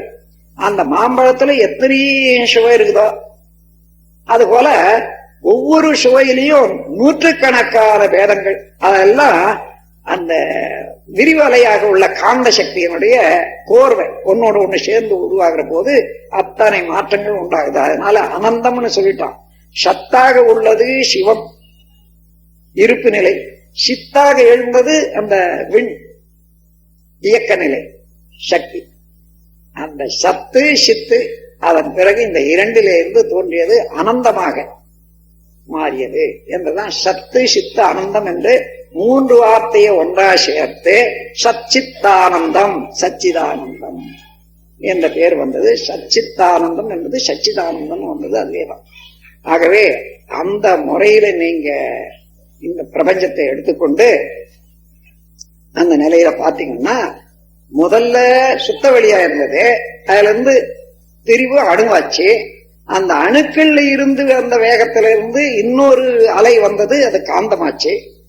காந்தத்தினுடைய தன்மாற்றம் அழுத்தம், ஒளி, ஒலி, சுவை, மனம், மனம் ஆராய்ச்சி. இவ்வளவுதான், வேற என்ன? இப்போ நீங்க மனம் இயங்கி கொண்டிருக்குது. உங்களுக்கு அந்த மனம் எங்க இருந்து வருதுன்னு பாருங்க. அந்த மனம் எங்க இருந்து வருதுன்னு பார்க்கறதுக்கு அது ஒரு அலைதான், ஜீவகாந்த அலைதான் உங்களுக்கு மனமாக இருக்குது. அப்போ எங்க இருந்து அந்த அலை பிறக்குதுன்னு பார்க்கிற போதுதான் உயிர் சக்தி, விண் என்பது சக்தி என்பது உடல்ல இயங்கி கொண்டிருக்கிறது. அந்த விண் மையத்துல சிவம் என்பது சுத்த வெளி அப்படியே இருக்குது, அதுதான் அறிவாக இருக்கிறது. இப்போ அதுல இருந்து வரக்கூடிய அலை மூலமாக அந்த அறிவு படர்க்க நிலை விரிவு எய்தி இங்க தொட்டா தெரியுது, அங்க தொட்டா தெரியுது, புலன்கள் மூலமா எதையாவது பார்த்தாலும் தெரியுது. எது? அறிவுதான் பார்க்கிறது. எதன் மூலமாக? இந்த ஜீவகாந்த சக்தியின் மூலமாக பார்க்கிறது. ஆகையினால அந்த ஜீவகாந்த சக்தியின் செயலால நடைபெறக்கூடியதெல்லாம் மனம் என்றும், அதுக்கு அடிப்பொருளாக உள்ளத அறிவு என்றும் சொல்றோம். அந்த நிலையை மனதில் வைத்துக் கொள்ளுங்க. இப்ப மனத்தில இருந்து அறிவை அறியறோம். அந்த அறிவு என்ன என்று பார்க்கிற போது உயிர் சக்தியினுடைய மையத்துல இருப்பு நிலையாக உள்ள சிவம் தான், அதுதான் கான்சியஸ்னஸ். அதுக்கு அப்பாலாக பார்க்கிற போது ஒவ்வொரு அணுவுக்கும் அப்பால இருக்கிறது சுத்த வெளி, எங்குமே நிறைந்திருக்கிறது. அந்த வெளியோட இருப்பு மண்டலமாக உள்ள பிரபஞ்சத்தை தாண்டி உள்ள சுத்த வெளி கலந்திருக்கு. அப்போ அந்த சுத்த வெளி என்ற இறைநிலையானது இயக்க மண்டலம் எல்லாம் காந்த களமாகவும், இப்ப இந்த நம்ம உடலுக்குள்ளாக ஜீவகாந்த களமாகவும், நம்ம உயிருக்கு மையத்துல அறிவாகவும், அது படக்க நிலையில மனமாகவும் இருக்கும். இதை தெரிந்து கொண்டா மனதில இருந்து அறிவு, அதாவது வள்ளுவர் சொல்றது ஐயப்படாது அகத்து அது உணர்வானை தெய்வத்தோடு ஒப்பக்குழல். சந்தேகமே இன்றி அகத்து, அகம் என்றால் உள்ளம் உயிர், அந்த உயிருக்கு உட்பொருளை உணர்ந்து கொண்டானேயானால், அதுவே அவனாக தெரிந்து கொண்டானேயானால் அவனே தெய்வம் தான். ஐயப்படாது அகத்தது உணர்வானை தெய்வத்தோடு ஒப்பக்குழல், அந்த நிலை அடைந்தவன தெய்வமாகவே கருதலாம் என்ற ஒரு விளக்கத்தை கொடுத்திருக்காரு. அதே போல இப்போ நாம் இப்ப அடுத்தா போல இறைநிலை தவம் எடுக்க போறோம். அதற்காக இப்போ இதை விளக்குறேன். இந்த பேரியக்க மண்டலத்துல இறைவெளி எங்கும் நிறைந்தது. அதுல இருந்து அணு தோன்றி அணுக்கள் கூடி கோடான கோடி நட்சத்திரங்கள் ஆகி இயங்கிக் கொண்டிருக்குது இயக்க மண்டலம். இந்த இயக்க மண்டலத்துக்கும் இருப்பு மண்டலத்துக்கும் உள்ள வேறுபாடை நீங்க பார்க்கணும்னா, ஒரு முட்டை எடுத்தீங்கன்னா மத்தியில கரு இருக்குது, மஞ்சள் கரு, சுத்திய வெள்ளை. இந்த ரெண்டும் கலக்காதையும் ஒண்ணுக்குள்ள ஒன்னாகவும் எப்படி இருக்குதோ அதே போல இயக்க மண்டலமும் இருப்பு மண்டலமும். இந்த மஞ்சக்கரு குஞ்சு ஆகிறதுக்கு அந்த வெள்ளைக்கருவு தான் உதவியா இருக்குது, உணவா இருக்குது. அப்படி இல்லைன்னா மஞ்சக்கரு அழி போடும். அதே போல இந்த பிரபஞ்சம் முழுவதும் இயங்கிக் கொண்டே இருக்கிறதுக்கு அது ஊக்கம் கொடுத்து கொண்டே இருக்குது. கருணையாக அமைந்தது சுத்தவெளிதான், இறைநிலைதான். ஆகவே இறைநிலை என்பது சுத்தவெளி, அதுதான் தெய்வம், மெய்ப்பொருள், இருப்பு நிலை. அதுல இருந்து தோன்றியது அணு, அணுக்கள் கூடிய கூட்டத்துல வந்ததுதான் பிரபஞ்சம், இயங்கும் பிரபஞ்சம். அதுல உலகம் ஒன்று. அந்த உலகத்துல தோன்றிய உயிர்கள் ஓரறிவு முதல் கொண்டு 6 அறிவு வரையில உயிர்கள். அந்த 6வது அறிவு உயிர்ல நான் ஒருவனாக இருக்கிறேன் என்றதை இப்ப நீங்க நினைக்கிறீங்க. அப்போ நம்ம எண்ணங்கள் எத்தனையோ வெளியே போகுது, அதை பார்க்குது, சுவைக்குது. அப்ப மனம் என்பதை வைத்துக்கொண்டு மனதுக்கு அடித்தளமாக இருப்பது என்ன என்று பார்த்தா உயிர் மையத்தில் இருக்கக்கூடிய அறிவு. அதுவோ அப்பாலும் இப்பாலும் எங்கு நிறைந்த இறைவழியோட கலந்து இறைவனாகவே தான் இருக்குது. இப்போ உயிர்த்துகள் மத்தியில அறிவு, அதுக்கு அப்பால சிவம். இந்த உண்மை உணர்ந்து கொண்டா இவ்வளவு சேர்ந்து ஒரே காட்சியாக மனதில் கொண்டு வந்து நாம் தவம் செய்தோமேனால் அதுக்குத்தான் இறைநிலை தவம் என்று பேர். இந்த சத்தம் நின்ன பிறகு அதை ஆரம்பிச்சுக்கலாம்.